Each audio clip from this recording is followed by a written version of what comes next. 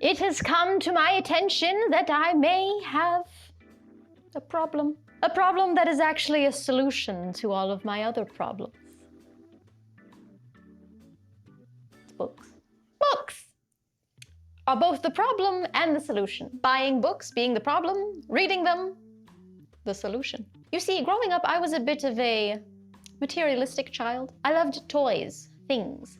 My mother did not particularly like the way I would play with a toy for a few weeks and then forget about it. She found it wasteful and a bit bratty on my part, and she was correct. What she did say at one point, though, was that although she may be hesitant to buy me a new toy when I had perfectly good ones at home, she would never say no to buying me a book. She says no now. And now that I have access to adult money, I have to purchase my own books. And I'd like...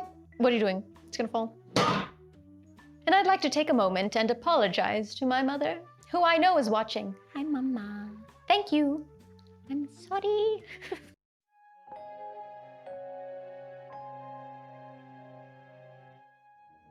Hello, everyone, and welcome back to the Neverland Book Club. Today, I'd like to share with you a bit of a buying binge I went through recently. The months approaching our big move into this new house, I went on a strict buying ban. I restrained myself from purchasing physical copies of books for literal months, since we had minimal space and time to box everything up and then build these shelves here, which are a bit different than the last time you saw them when I was putting things on them.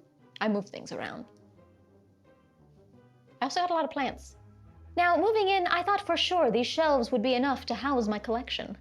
It wasn't until Pablo kept building and building and building did I realize, oh, I need more books. I am not used to this much space. Even before the shelves in our old apartment, I had that smallish bookshelf gifted to me by my friend and previous roommate. Before Pablo, I was never spoiled with the concept of built-in shelves. That is, until now. Upon the epiphany of my lack in collection, I started hounding local bargain bookshops, secondhand bookstores, thrift shops, heck, even the sales section at Target. Because despite being a spoiled brat, I'm actually a frugal spoiled brat. Especially now, when I'm the one buying everything, but the books in particular.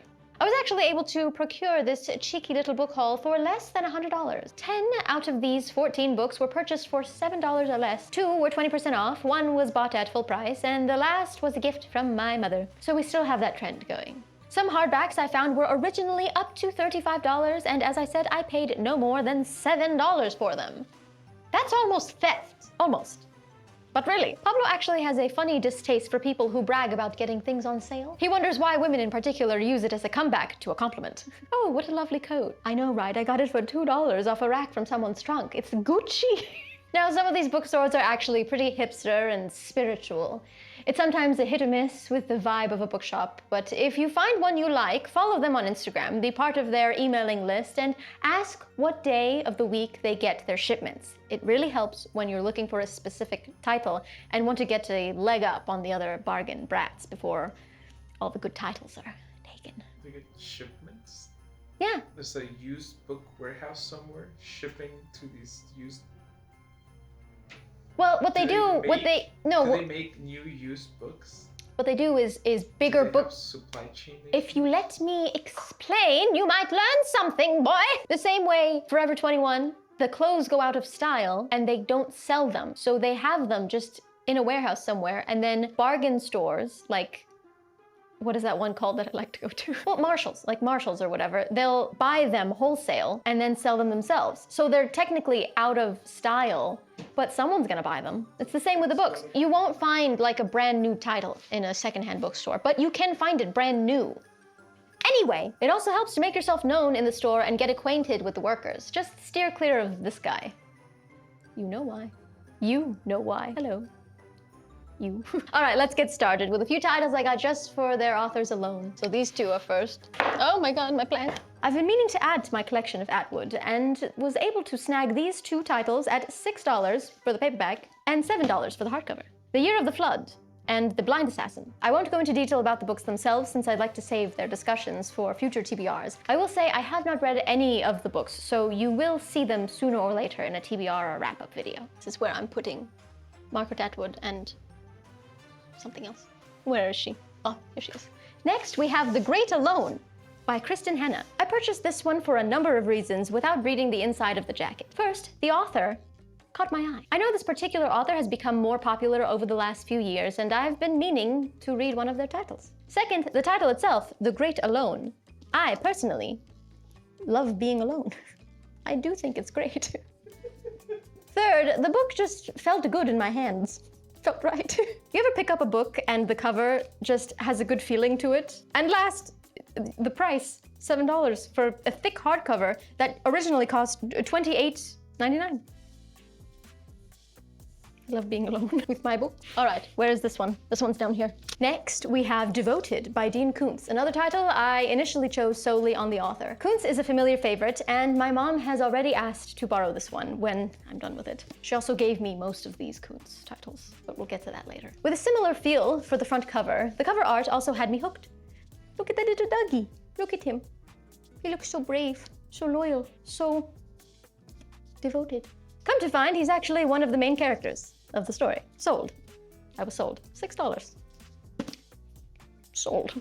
Next on the list, we have Let It Snow by John Green, Maureen Johnson, and Lauren Miracle? Miracle? Miracle. Actually, almost did not see this one since it was in a section I rarely venture to these days. The YA section. But John Green has a special place in my heart, and I knew he had a new book out, I didn't know it was this one. I just never really heard much ruckus about it. Since these are 3 shorter stories around the holidays, I can see myself shelving this particular title for about 10 to 11 months. Back up you go.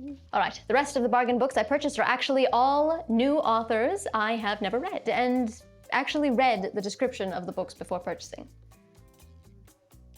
Let's see.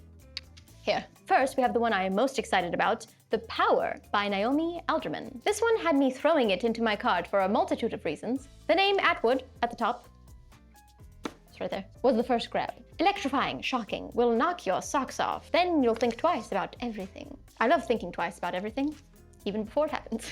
I'm an anxious person. A little blurb from Margaret Atwood. The electrifying, shocking with the socks, not what I just said. You get it, you get what I'm saying. Then this little insufferable printed sticker. I don't know why they do that. I don't like when they do that. It's on the cover, you can't take it off. One of President Obama's favorite reads of 2017. Well, yes please. Then the description hit me real good. The simple tagline at the bottom of the cover says it all. A fierce new power has emerged, and only women have it. Sold, $7. $7, I'm sold. Okay, next. The Removed by Brandon Hobson. Now, this one I had remembered reading the description for quite a long time ago while deciding whether or not I should join Book of the Month Club. I think it's just called Book of the Month, not Book of the Month Club. The subscription box club thingy, you know what I'm talking about. They have these culty little logos and you get books at a discount, but I don't know, I just never really felt the unyielding urge to start up one of those subscription box thingies. Wait, so that one came from the box? Yes, someone got it from a box and then... Sold it. Yeah. But there's also prints that don't have this. Right. So how do they get it printed on the cover? I don't know. Can you buy that book at Target with that sticker?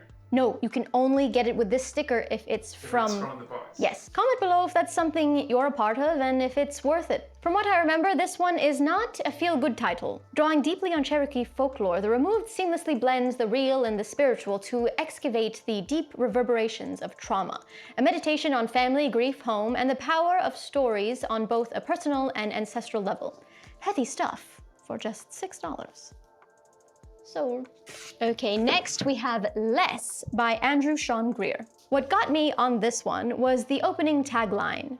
Who says you can't run away from your problems? As my introduction to this video stated, I am currently in a cyclical pickle of problem and solution. Cyclical pickle. I hate pickles. I almost didn't buy this one. I put it back on the shelf and then circled back and picked it up again. The description at first did not seem too interesting. A failed writer invited to his ex's wedding. Of course, a writer writing about a writer is an overdone character arc, but what made me come back to the book was its elements of travel. As I've mentioned before, I haven't done much traveling in my life, and just when I found a small wanderlust, the pandemic goes from somewhat okay to double masks and stay away from your family again, so not the best time to travel. Unless you're traveling through the pages of a book, and so I was sold. $7. Okay, next we have Rabbit Cake by Annie Hotnet. The bright yellow caught my eye on this one, as well as the title. I love rabbits, and you know I love cake. Upon reading the description, I see the word science, grief, and sleep eating. As hilarious a storyteller as she is heartbreakingly honest, Elvis is a truly original voice in this exploration of grief, family, and the endurance of humor after loss. Elvis, I assume, being the main character here. Sold. $5. No, really. $5. Wow. Okay, so this next one was another title that needed a bit of convincing. Sourdough, or Lois and Her Adventures in the Underground Market by Robin Sloan. Now, as an adult, I like to listen to NPR. I trust their judgment now and then when it comes to book recommendations, and sometimes they'll have authors on for interviews where they do quick readings of their upcoming novel. It's a real treat. I also know how to knit. That's not a lie. I can knit you a sweater. Actually, I can't knit a sweater. I can knit you a scarf. Just one long thing. I don't do shapes. Sourdough was named one of the best books of the year by NPR, San Francisco Chronicle, and Southern Living. I do love when a character's profession in a story meets obstacles outside of their expertise, presenting otherwise unexpected dilemmas for our main character and therefore development in personality and plot. Our MC here is a software engineer who finds herself with a very unique family heirloom and inheritance, a sourdough starter. We're all familiar with those now. From what I can gather from the description, she finds friendship through this culture and perhaps finds some sort of underground bread world. I was interested. $6. $6. Okay, now for the Target finds. At 20% off, these weren't as good of a deal as the thrift store books, but they weren't bad either. First, you already know, I've talked about this one quite a bit now. People We Meet on Vacation by Emily Henry. I've already gotten started and I can't wait to read more. This was written a long time ago now. I've actually bought a lot more books since I wrote this, and we'll be getting to them sooner or later. Originally $16, I paid about $9.98 for this one. A full review will definitely be coming soon. That's more than 20% off. Is it? A full review will definitely be coming up soon, but I will say this one kind of jump-started that Wanderlust I mentioned earlier, and you already know that. Why am I telling you again? During the same trip to Target, I actually had an entire stack of books, but then remembered, I also need to eat, so I put them all back and only allowed myself 2. This one caught my eye, not only from the color and that trendy new cover art, but the title. You already know what I'm gonna say about this one. Anxious People, Frederick Bachman. I loved it so much. Made me cry. Blah, blah, blah. Go watch the wrap-up TBR video in February. It's the one last week. It was worth the price though. $16.60 marked down from $17. Not bad. And last on this long list, which I paid for least because it was a gift from my wonderful mama, Killing Commendator.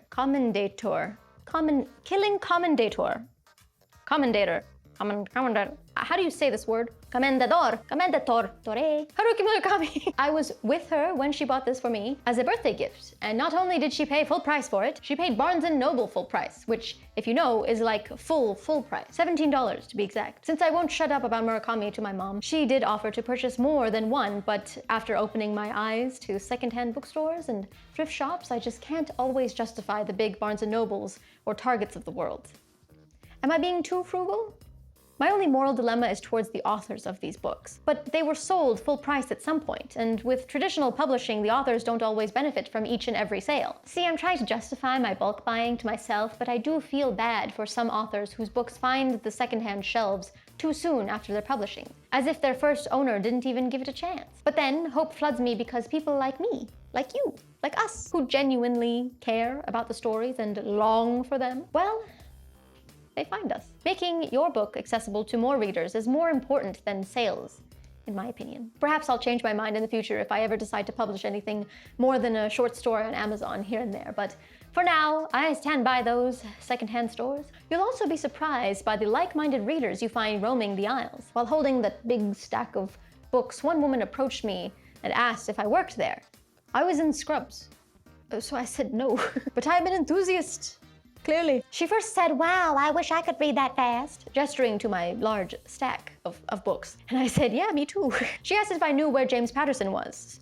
Of course, I knew. I knew exactly where it was. I pointed out the section and told her I hope she found what she was looking for. Little interactions like that are what make going out into the world worth it. Once in a while. So if you see me roaming around in the horror and mystery aisles of a secondhand bookshop, or the contemporary romance section of a thrift store, or even now, I guess, the fantasy section, I'm trying it. I like it. Just be sure to say hi. I'll likely get scared. Oh, hi. All right, that's all I have for you today. Dear viewers, be sure to like this video if you liked it and subscribe down below. Also, be sure to click that bell. That part is very important. To be notified when we upload new videos every week or so. Today's shout out goes to Nathaniel Luscombe. Yes, I'm on it. You will be the first to be notified. You will be the first to be notified and you shall receive a free copy. Both physical and audio, since I'll have both. I don't know what I'm talking about here. I don't remember. All right, I'm off to go make an Excel spreadsheet of all of my savings to justify to myself that this problem isn't actually a problem, but a solution. Stay lost, keep reading. Support your local bookstores. Goodbye!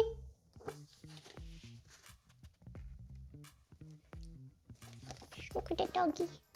Look at the doggy. He looks like a good boy. Are you a good boy? You're a good boy. He's devoted.